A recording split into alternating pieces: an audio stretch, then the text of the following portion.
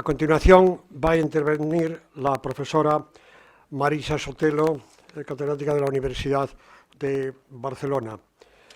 No es fácil resumir el pardobazanismo de Marisa Sotelo, que arrancó con su tesis doctoral sobre las ideas estéticas y críticas de Emilia Pardo Bazán, y luego se ha prolongado con otros muchos estudios, artículos y sobre todo ediciones. Por recordar, y probablemente me olvide alguna, su edición de La Tribuna, su edición de Un viaje de novios, una monografía sobre La Tribuna, la edición reciente, que va por la segunda edición ya, con Ermitas Penas, de la edición crítica de las cartas del epistolario de doña Emilia a don Benito. En fin, una pardobazanista que además es buena amiga y compañera desde hace muchos años en la aventura de la Sociedad de Literatura Española del siglo XIX. Bien, Marisa Sotelo va a intervenir sobre el europeísmo de Emilia Pardo Bazán. Marisa, bienvenida y tienes la palabra. Bueno, muchas gracias, José Manuel. Muchas gracias a la organización y especialmente al profesor José Manuel González Serrán por darme la oportunidad de estar aquí y de hablar una vez más de una autora que me ha acompañado en toda mi carrera universitaria, que ya, pues ya es una carrera muy larga.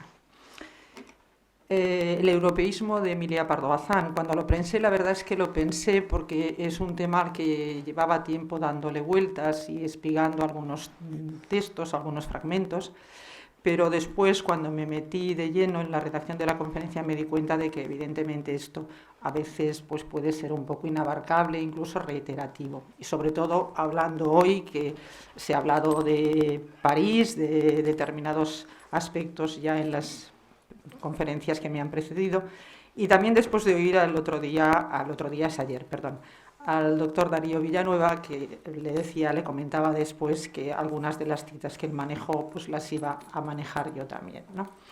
Creo que no les descubro nada nuevo al afirmar que Emilia Pardo Bazán fue una europeísta convencida.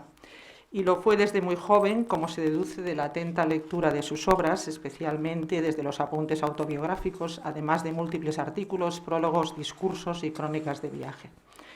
Al europeísmo de la autora coruñesa contribuyó de forma decisiva su precoz afición a la lectura, que la lleva a familiarizarse con la literatura francesa moderna desde muy joven.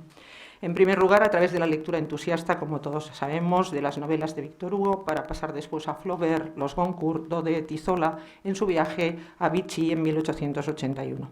Lecturas a las que irá sumando a lo largo de su trayectoria su interés por Gautier, Verlaine, Huysmans, Roth, Baudelaire, Bourget, Loti, Barrés y tantos otros. También contribuirá a la forja de su vocación europea su educación fuertemente afrancesada. Tras su paso por cierto colegio francés, donde recibió como alimento espiritual Telémaco por activa y pasiva, fábulas de La Fontaine a todo pasto, y en el que, como ella evoca, les prohibían hablar en español, de manera que las menos lerdas salíamos de allí hechas unos loritos parlando francés a destajo, tal como evoca en los mencionados apuntes autobiográficos. Otro aspecto fundamental que la acerca a Europa desde muy joven es su afición viajera. Emilia Pardo Bazán consideraba el viaje, aparte de fuente de placer, fuente imprescindible de conocimiento, de descubrimiento de otros países, otras culturas, costumbres, lenguas, siempre con la mirada atenta a todo aquello que pudiera enriquecer la cultura nacional. Ella, por su posición social, tuvo la fortuna de poder viajar por varios países europeos y, aunque son muy frecuentes sus viajes a Francia, Vichy, París, Burdeos, son también importantes los viajes a Italia. Ayer nos hablaba la profesora Dolores Troncoso precisamente del viaje a Italia, a Inglaterra, a Alemania, donde viajó en compañía de Benito Pérez Galdós, los Países Bajos. Como lo prueban también las diferentes crónicas de las exposiciones universales, las celebradas en París, al pie de la Torre Eiffel, y por Francia y Alemania en 1889, 40 días en la exposición de 1900 y un libro fundamental en el aspecto que aquí nos ocupa, que es Por la Europa Católica de 1902. Atendiendo rápidamente al desarrollo cronológico de sus obras, es preciso mencionar que cuando la escritora inicia su carrera periodística en diversas publicaciones gallegas, y especialmente en la colección de artículos de Lorenzano Heraldo Gallego, ya es muy evidente su interés por la cultura europea. En este caso, por el romanticismo inglés y la personalidad de Lord Byron, así como también por el género de la balada como un primer acercamiento a la poesía romántica alemana que años después ampliaría con la traducción de obras de Heine. Y ya en la década de los años 80, los artículos tantas veces citados de La cuestión palpitante son un buen ejemplo de su interés por demostrar que la barrera de los Pirineos para ella no era un obstáculo ni un freno a su extraordinaria curiosidad. En los artículos de la famosa polémica, frente a los que renegaban del naturalismo, ella reivindicó en más de una ocasión la necesidad de abrir la cultura española a la cultura francesa. El posterior interés por la literatura rusa a partir de 1886-87 será también un buen ejemplo de lo que venimos diciendo. De ahí sus palabras en las páginas iniciales y justificativas de sus conferencias en el Ateneo de Madrid en otoño del 87, recogidas en el libro con el título de La Revolución y la novela en Rusia. A veces me ha sucedido oír censuras por mi afición a estudiar el movimiento literario extranjero y darlo a conocer en mi patria, siendo así que no tienen las letras españolas, las castizas, las de manantial, que con más sincera devoción las ame y procure servirlas. Mas esta devoción no impide la ignorancia, desprecio y odio fanático de la belleza cuando se realiza en países extraños. Nunca, que yo sepa, alcanzó la valla de los Pirineos ni los mares que nos cercan a aislarnos intelectualmente del resto del orbe. Y peor para nosotros si tal llegara a suceder. Su concepto de cultura, sin renunciar a la tradición española, fue siempre expansivo y cosmopolita. Estuvo siempre dispuesta a valorar críticamente múltiples influencias de la cultura europea, francesas, alemanas, italianas, rusas, que enriquecieran la cultura nacional y por ello no concebía el aislamiento. ¿A qué rodear a España? La cita que manejaba el doctor Darío Villanueva ayer, ¿a qué rodear a España de un cordón sanitario hoy absurdo y sobre absurdo inútil? Y en un párrafo posterior del mismo prólogo precisará aún más su incipiente comparatismo crítico. Ni cómo prosperaría la crítica si la condenasen a privarse de términos de comparación, a girar siempre en el mismo círculo, a no salir de casa así se muera de tedio. Terminará esta advertencia inicial insistiendo en que hay que acabar con el aislamiento de la cultura española. A los españoles no nos viene mal abrir de tiempo en tiempo, aunque sea un ventanillo para avisorar lo que se piensa en Europa. El mundo se nos acaba en la frontera o tal vez en la Puerta del Sol. No atribuimos importancia sino a nuestras mezquinas agitaciones políticas, a los nimios acontecimientos de nuestra vida interna, y mientras tanto nuestra influencia exterior se anula, vivimos intelectualmente arrinconados, verdad dolorosa que sería delito callar y que nada supone en contra de las actitudes geniales de nuestra raza. Bien, en su objetivo de situar la cultura española al nivel de la cultura europea, hay que contemplar también el apoyo decidido que Emilia Pardo Bazán prestó a la empresa editorial emprendida por el mecenas Lázaro Galdiano con la creación de la revista La España Moderna, aspecto que ha trabajado la profesora Dolores Tión. Sin duda, la publicación, La España Moderna, fue sin duda la publicación más importante del último tercio del siglo XIX, émula de la francesa Revue de Desmonts, que con toda seguridad ella conocía bien. Y ligada a esta empresa editorial, la creación de la colección de libros escogidos, traducciones de textos fundamentales, tanto del francés como del ruso, en este último caso siempre a partir de traducciones francesas. La colección de la España Moderna puso al alcance de los lectores españoles obras de Zola, como la novela experimental, Las veladas de Medán, estudios literarios, El doctor Pascal, de Tolstoy, como la sonata Kreutzer, Marido y mujer, además de las novelas de los Goncourt, Renata Monperin, Germaine Lassertes, por citar solo unos ejemplos sin olvidar las obras de Turgenev, Daudet, Wagner, Renan. En la decisión de traducir a estos autores se perciben evidentes afinidades selectivas de la crítica literaria de Emilia Pardo Bazán. Y además, en este aspecto hay que resaltar también su faceta como traductora del monumental libro de Augusto Pitou, París, en 1890, con pie de imprenta de Enrique Rubiños en el marco de la España Editorial, y un año después su traducción de la novela de los Goncourt, Los hermanos Tegnanos, en la misma editorial. En el aspecto literario se podrían añadir otras múltiples colaboraciones, artículos, conferencias que acentúan su europeísmo, pero baste con la obligada referencia, en último término, de los volúmenes dedicados a la literatura francesa moderna, el romanticismo en 1910, la transición 1911, el naturalismo 1914, a los que habría que añadir el libro póstumo El lirismo de la poesía francesa 1926. De la relectura de estos volúmenes se desprende el extraordinario conocimiento que tenía Emilia Pardo Bazán de la literatura francesa moderna, no suficientemente valorado y que ejemplifica mejor que cualquier otra declaración o juicio puntual una verdadera vocación europeísta, más aún afrancesada.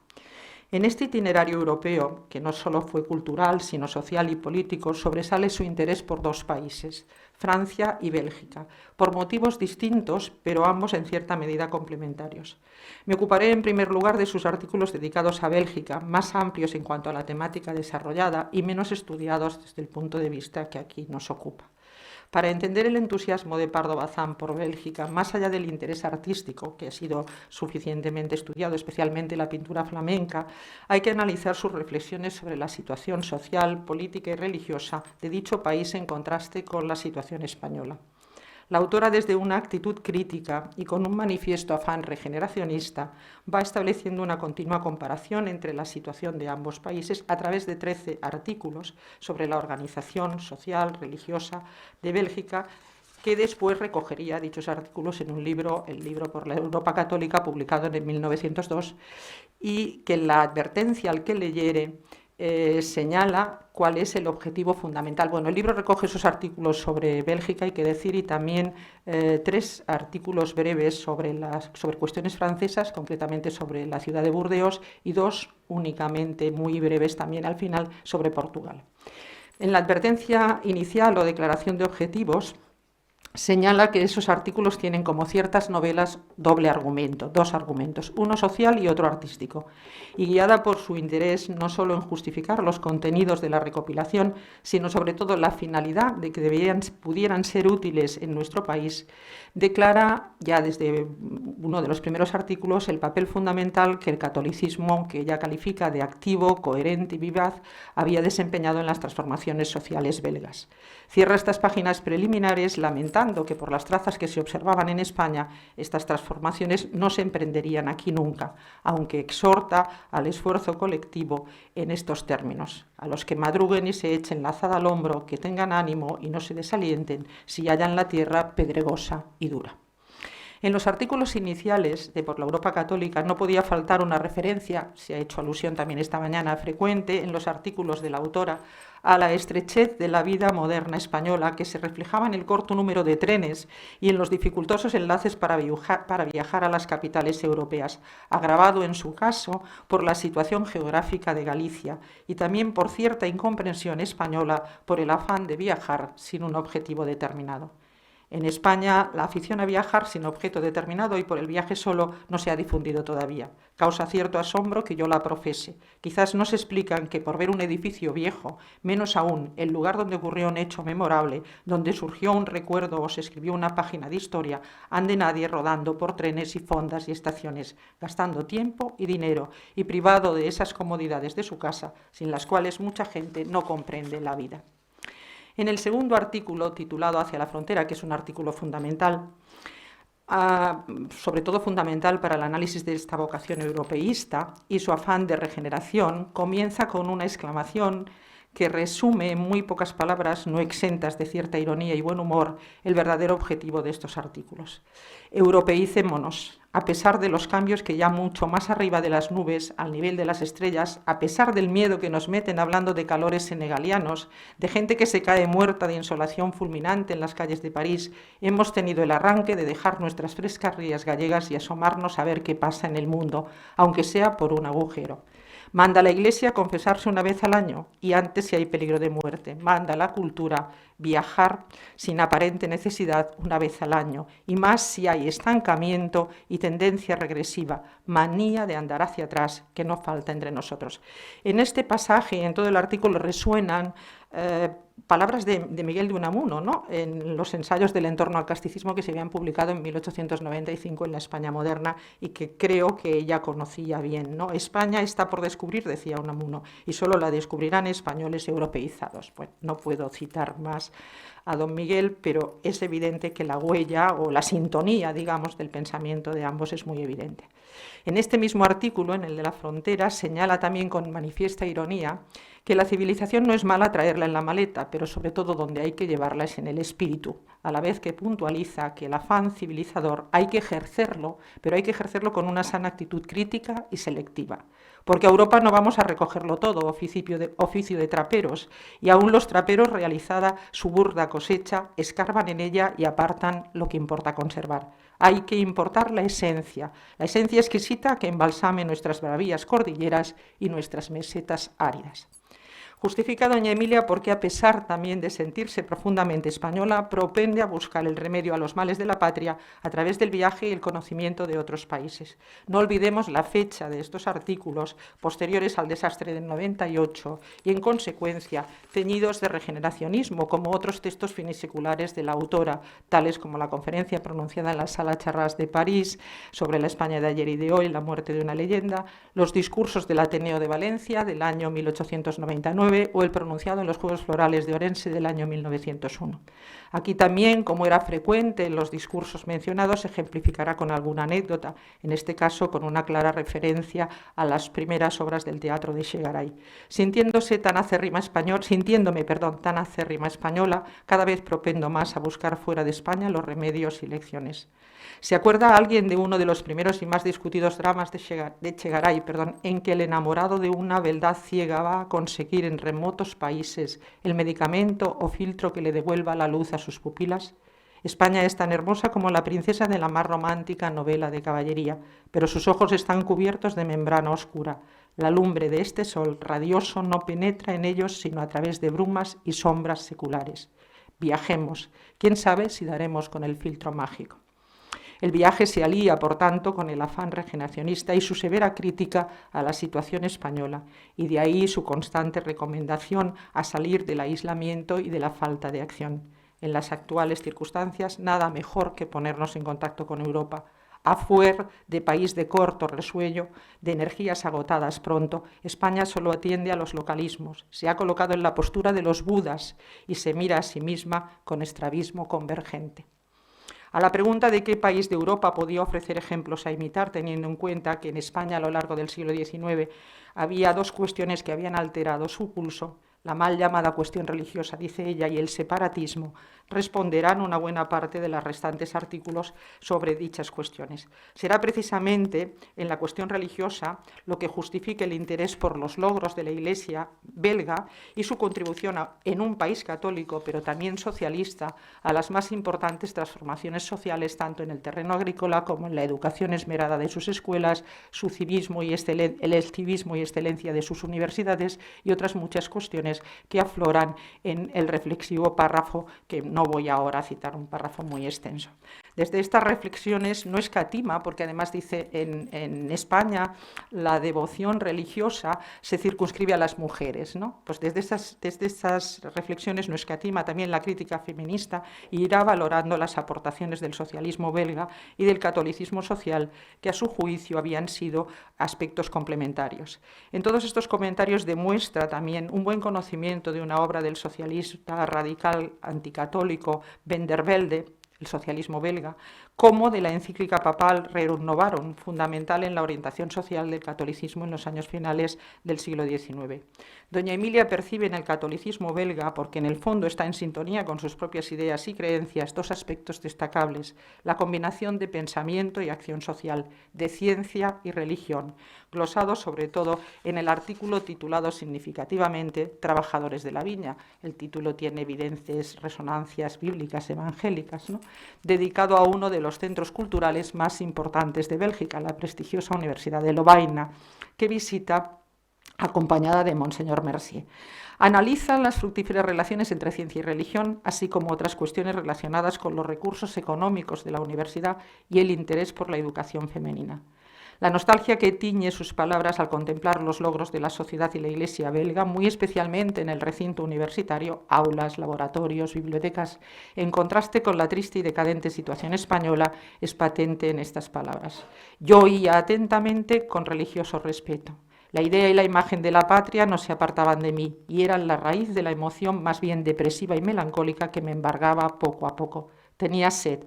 Veía por las muchas ventanas flamencas entreabiertas la viva verdura del jardín, pero dentro de mi alma se desarrollaba una procesión de eriales, de mesetas amarillentas calcinadas por el sol, sin riego, sin árboles, sin casa, sequedad infinita. Y me estremecí cuando el filósofo, resumiendo en una frase el sentido de todo aquello, laboratorio, aulas, actividad, ciencia, estudio, pronunció firmemente: la Iglesia belga asume una gran responsabilidad, lo sabemos, somos responsables. Bien. En los últimos artículos recalará en cuestiones aparentemente menores, pero que dicen mucho de la organización social de un país. Me refiero a la racionalidad de los horarios en la vida y el trabajo cotidiano, el descanso dominical, los auxilios sociales dedicados a los marginados, donde a su juicio vuelve a insistir en que convergen catolicismo social y socialismo. No se ha preocupado, dice, la opinión española, a pesar de su insensibilidad de corcho con el problema de los golfos madrileños. No hemos comprendido todavía lo que representa ese síntoma. Y desde ese europeísmo social pasa al cultural a través de los artículos dedicados al arte en el país de la pintura. Amberes, un museo católico, y sobre todo el artículo dedicado a Joaquín Sorolla titulado Gante, el Cordero Místico. No voy a insistir en esos aspectos. Yo hace unos años, en uno de los coloquios del 19 que mencionaba el profesor González Herrán, ya hablé de las relaciones entre la crítica literaria y la crítica de arte y me ocupé de esos artículos. En ellos, siguiendo en estos artículos dedicados al arte, de todas maneras sigue un orden cronológico y revisa la nómina de los grandes pintores flamencos, desde Van Eyck hasta Rembrandt, y hace una mención especial a Rubens, ¿no? Establece claramente una jerarquía en el análisis de la personalidad artística de Rubens y a partir de la contemplación de sus obras esboza una teoría sobre la pintura que tiene exactamente la misma raíz, el mismo andamiaje teórico que sustenta en parte su crítica literaria. Me refiero a la filosofía del arte, donde precisamente en el tomo segundo Hipólito Ten dedica un capítulo a Rubens. En unos términos muy parecidos lo hace doña Emilia. También, tras los juicios de la escritora Marinedina, está la lectura atenta de la introducción a la historia de la literatura inglesa, en la que el filósofo francés postulaba que las producciones del espíritu humano, como las de la naturaleza, solo pueden explicarse por el medio que las produce. De ahí que, a juicio de la autora de Los brazos de Ulloa, aunque se pueda contemplar cuadros de Rubens en París o en Madrid, para comprenderlos y aquilatar su verdadero valor es necesario contemplarlos en su medio natural, en Amberes, en Bruselas o en Malinas, es decir, en la tierra, el paisaje, incluso el clima que vio crecer y educó la sensibilidad del artista. El volumen de Por la Europa Católica se cierra con unas noticias portuguesas, unas breves noticias portuguesas. La primera sobre Lisboa, en una defensa del iberismo, pues considera que nada efectivo y real nos separa a españoles y portugueses, de que somos un pueblo mismo, una misma raza, es decir, de qué razas en otros tiempos pobladoras del suelo ibérico descienden igualmente los extremeños de Alentejo, los gallegos y los portugueses ribereños del Miño. Demuestra en este caso tener un buen conocimiento de la obra de Oliveira Martins, Historia de la civilización ibérica, publicada en el año 1879, que se cita también en más de una ocasión en los artículos, y comparte sus ideas sobre la historia de ambas naciones, pues a su juicio, si había sido fácil llevar a cabo una división política y geográfica, era inasequible infundir alma distinta en pueblos que la tienen idéntica y cuyos elementos tradicionales nada difieren. También observa el paralelismo histórico entre ambos pueblos, que desempeñaron un brillante papel en el mundo para después decaer. Y desde esta perspectiva histórica común señala una ventaja cultural en Portugal sobre España, su conciencia de su situación decadente y su aspiración a convertirse en nación europea. Portugal desea revivir, se da cuenta de su retraso, de sus deficiencias, de los peligros que el porvenir le guarda y ansía ser nación europea. Fuerte en su línea, con cultura a la moderna, cosa que nosotros jamás hemos ansiado y que hasta hemos repugnado en nombre de un falso y funesto casticismo. En Portugal, a juicio de doña Emilia, se vivía más cerca de Europa y un síntoma evidente de esta cercanía era el conocimiento de varios idiomas común a una mayoría de portugueses, mientras que en España era privativo de unos pocos ilustrados. Pardo Bazán, que era políglota, lamentaba el desconocimiento de otras lenguas por parte de sus compatriotas y con ironía escribe: «Son como aquel cura que solo sabía leer el misal». Conozco literatos insignes que se jactan de ello, cual si la ignorancia pudiese ser mérito nunca.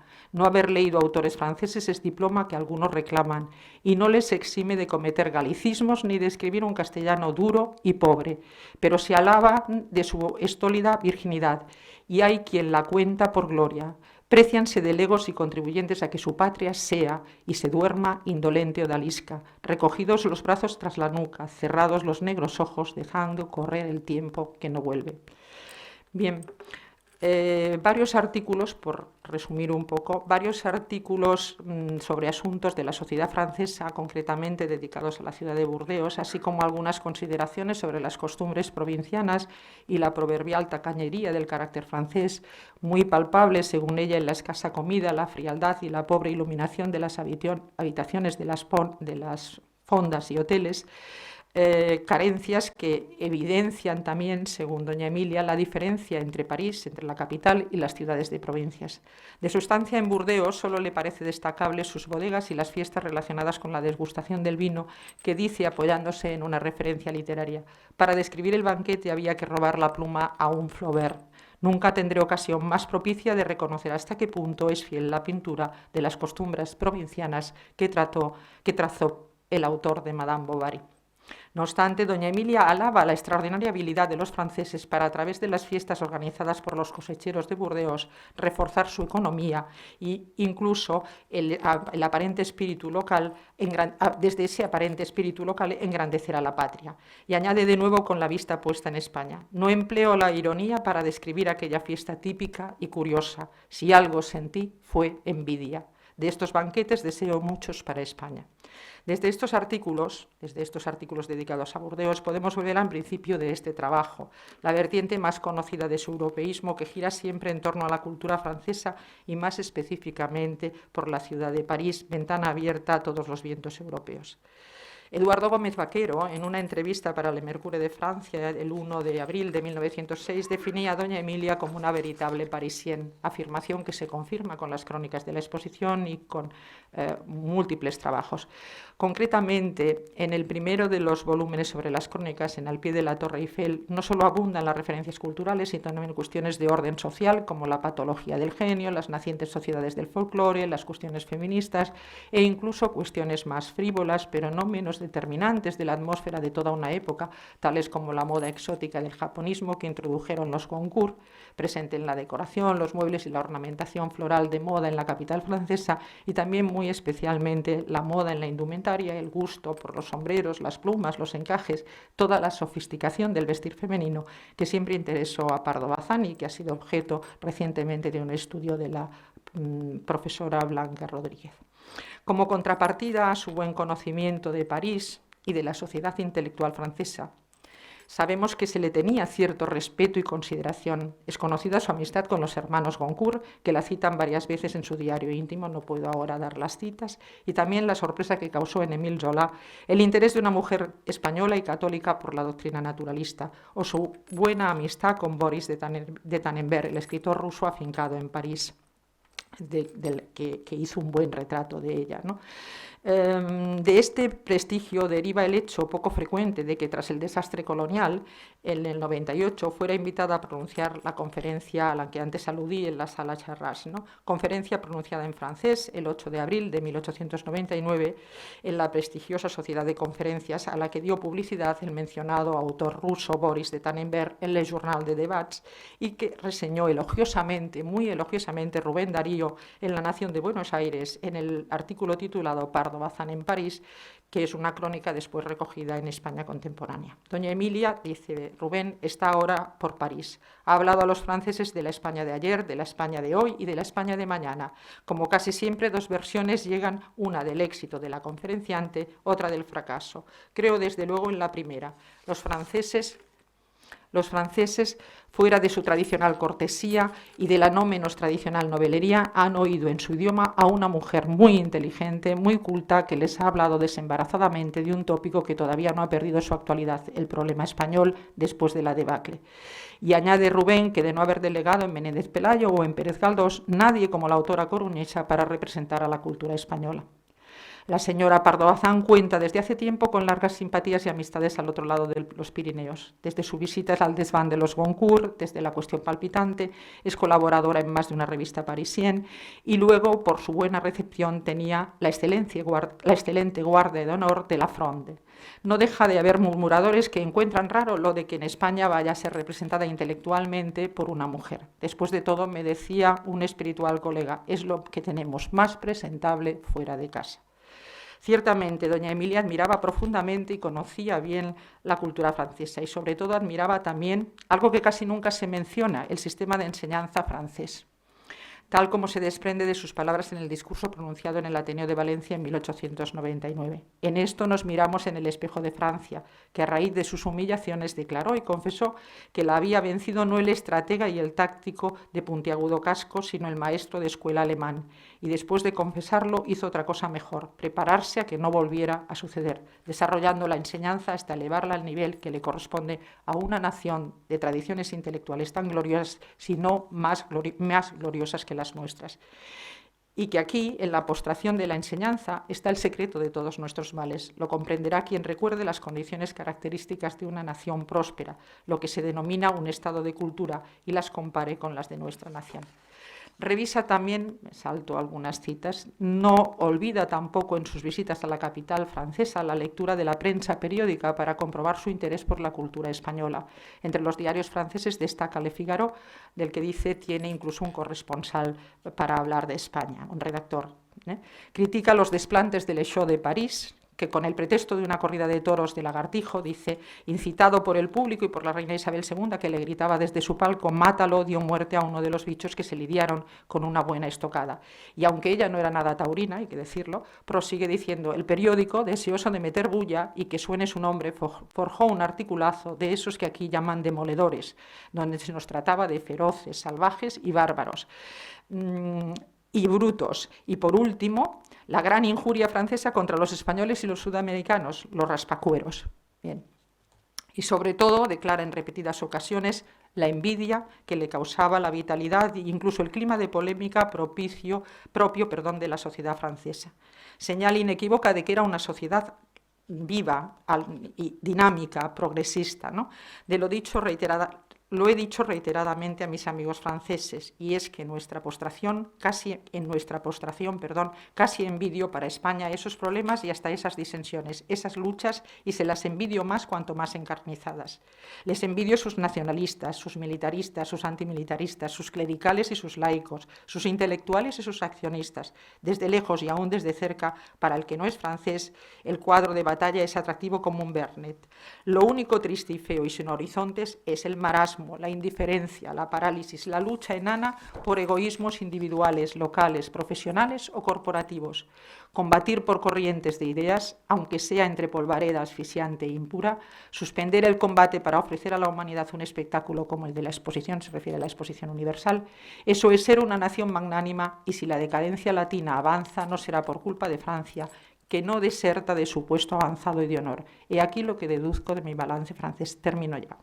El marasmo, la modorra, la ramplonería, que por contraste denuncia en la sociedad española, recuerda una vez más los juicios expresados por don Miguel de Unamuno y singularmente en el ensayo quinto del En torno al casticismo, en torno al marasmo actual de España, que sin duda doña Emilia, repito, había leído con suma atención.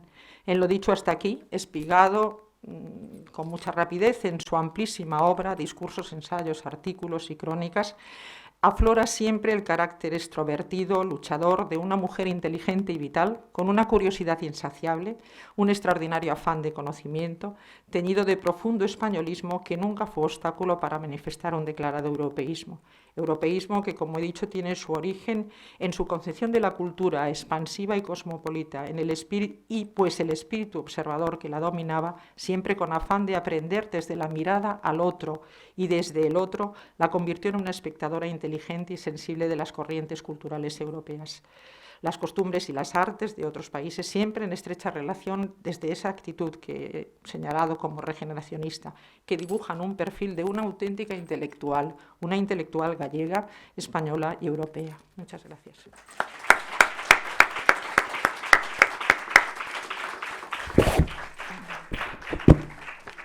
Muchas gracias, profesora Sotelo, no solo por la brillante ponencia, sino también por el estricto sometimiento a las obligadas limitaciones de tiempo que tenemos en este congreso. Bien, abrimos un breve turno de intervenciones.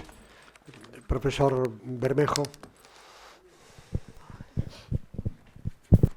Gracias por la intervención, me pareceu tremendamente interesante, pero volvo a plantear preguntas. Eu son mestre e, por tanto, seguirei todavía exercendo do mesmo. Son as preguntas do pasado. Estades falando de europeísmo, de modernidade, de polilingua, todo eso. Non vos planteaxedes nunca cales son as razóns que levaron a doña Emilia a ser o qué? A súa formación intelectual non é ex novo. Ninguén veu cunha marita máxica a decirlle o que tiña que ser e o que tiña que facer. Me adianto porque non vou a poder contalo todos os xoves e me dá a oportunidade para ir largando aquí. Un núcleo fundamental que creo explorar como especialistas en Emilia Pardo Bazán, que é o que eu chamo o núcleo de Oleiros. No núcleo de Oleiros hai unha familia que é emblemática e que sentou, creo eu, todas as bases do que estades dicindo de Emilia Pardo Bazán. É Marcial de la Daliz e Fanny Garrido. Fanny Garrido é unha muller extraordinaria que seguramente tuvechedes que encontrar moitas veces nos seus escritos de Dona Emilia, porque ao longo da súa vida tuvo montóns de encontros e desencontros. O núcleo de Oleiros está, se ides ao Castelo de San Antón, en frente da Bahía, desde ali poderedes ver o Castelo de Santa Cruz, onde Emilia pasou tan bons ratos. Fanny Garrido casa con 16 anos con Marcial de la Daliz, é unha muller extraordinaria. Se casa con un que ten máis de 26 e cando enviuda se casa con un neno que ten 11 menos que ela. De modo que poñedevos andar do que representa esta muller moi pouco estudiada en Galicia, a pesar dos meus esforzos, e a ver se vos sodes capaces de descubrir moito máis dela. Se casa con 16 anos cando Emilia ten 11, e é para ela, eu creo, un obxecto de emulación permanente, porque Fanny Garrido salía ao estranxeiro. Marcial de Daliz se formaba en Europa, tiñan casas por Europa, iba frecuentemente, traía a moda, traía a modernidade, traía lecturas. Unha nena de 11 anos, como non se iba a impresionar ca presencia desa muller? De onde lle veñen a doña Emilia ese deseo total da súa vida por viaxar, por coñecer novas linguas, como ti dices? Lle decía aos demais que tiñan que ser capaces de falar en linguas ou do contrario non comprenderían o mundo. Bueno, esta é a reflexión que vos deixo aquí. Emilia Pardo Bazán e ese núcleo de Oleiros do que vos falarei o próximo día, que eu creo a base da formación intelectual de Emilia. Non é que aí se eduque totalmente, pero eu creo que o punto de arranque, e por favor, a ver se vos sodes capaces de estudiar algo máis a esta Fanny Garrido e as relacións que foron extraordinarias, porque cando se casa de segundas con Rodríguez Mourelo, que é un chavalito, a Rodríguez Mourelo le anda tirando los tejos como sempre doña Emilia. É un chavalito, bueno, non é tan chavalito, son 6, 7 anos máis novo que ela, pero en fin, deso vos comentarei algo o próximo xoves, así me fago propaganda. Gracias, perdón, Gracias, profesor Bermejo. No, yo solo le quería dar las gracias por sus observaciones y decirle que yo no tendré la oportunidad de oírlo el jueves porque tengo que regresar a Barcelona y a mi trabajo, pero bueno, ya es muy útil lo que acaba de decir porque al menos pues sabré de qué va a versar su conferencia. Aparte de poderlo ver por streaming, se publicará en la tribuna como los demás ponencias de este congreso. Profesora Mayoral. Bueno, antes de nada, darte la enhorabuena porque me ha gustado muchísimo lo que has dicho. Y yo voy a aprovechar, y perdonadme la ocasión, voy a aprovechar la ocasión y me perdonen el interés en hacerte una pregunta, a ver si me puedes ayudar. He oído varias veces hoy ya, y a ti también, hablar de doña Emilia como admiradora de París. Bueno, en Dulce Dueño, a través de Natalia Mascareñas, dice que París es una ciudad aburrida y sosa. Me diréis, es un personaje, pero es un personaje que en muchos sentidos es el alter ego de doña Emilia. Cuando empieza, al comienzo de la novela, que le dicen, nada, tú te vas a dedicar a literata, y ella dice, literata, no me meteré en ese avispero, pasar la vida entre el ridículo si fracasas y entre la hostilidad si triunfas. Eso no es Natalia Mascareñas, eso es doña Emilia, que está hablando a través de un personaje. En un momento dado, ese personaje habla de París como de una ciudad sosa y aburrida. Mi pregunta es, ¿me podéis ayudar a entender qué ha pasado entre 1903 y 1911 para que meta ese comentario? Pues no sé si te podría contestar, porque no tengo ahora muy reciente la lectura de Dulce Dueño, esa es la verdad. Yo creo que es mucho más presente los criterios y las opiniones positivas sobre París que ese aspecto negativo, ¿no? De todas maneras, siempre que habla también de la sociedad francesa, doña Emilia, lo he dicho en una de las citas que a lo mejor pues, he leído muy rápidamente, ¿no?